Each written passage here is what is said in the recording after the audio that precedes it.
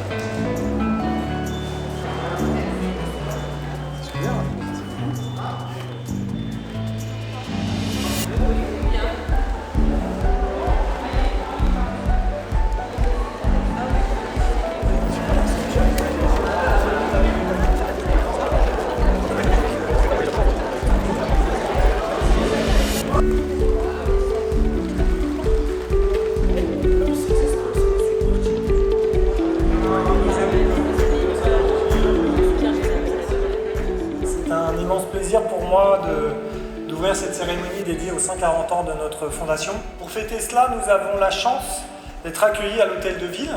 Ce lieu magnifique est tout un symbole, car en plus d'être un grand philanthrope, notre fondateur a également occupé des fonctions politiques éminentes à Paris, jusqu'à en présider le conseil municipal il y a un siècle. Je vous remercie de l'accueil que vous réserverez à nos orateurs, à qui je passe maintenant la parole.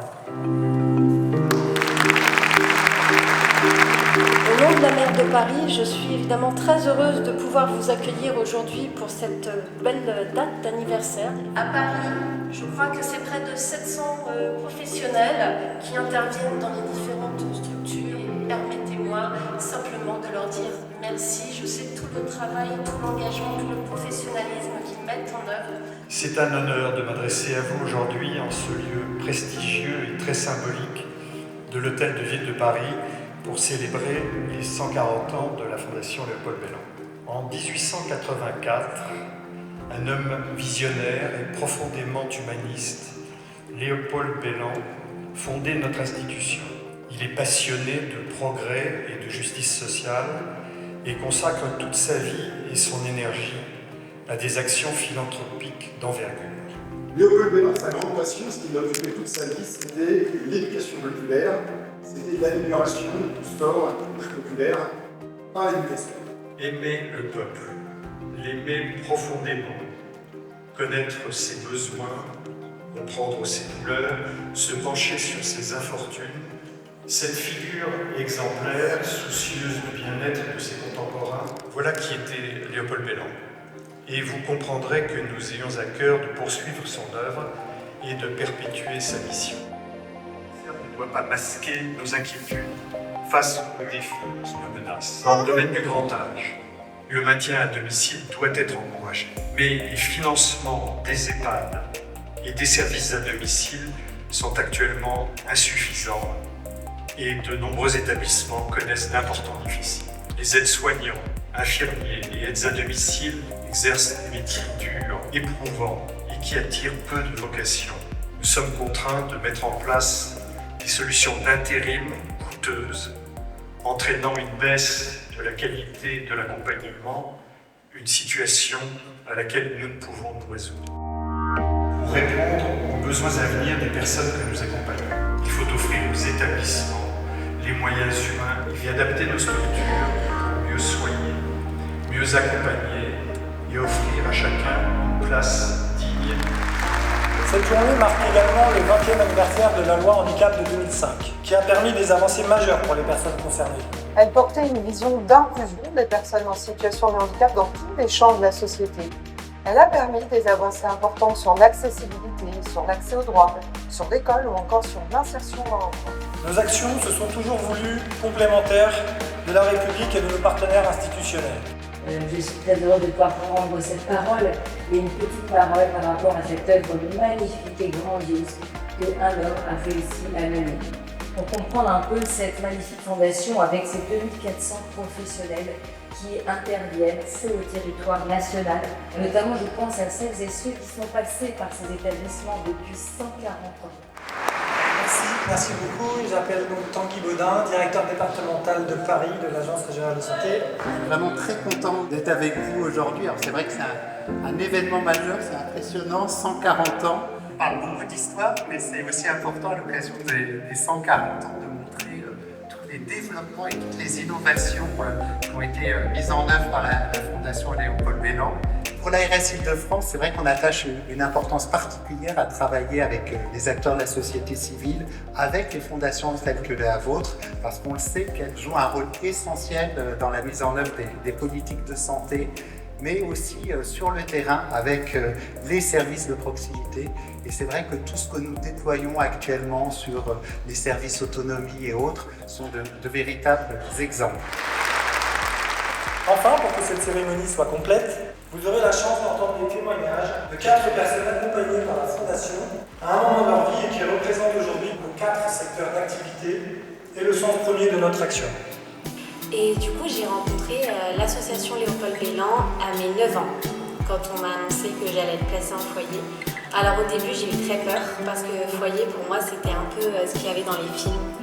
Donc je sais pas si vous avez vu le film Peter Pan, où c'est que des lits, ils sont tous collés, filles, garçons mélangés, une petite chemise de nuit, à 20h c'est au lit. Du coup, j'avais très peur.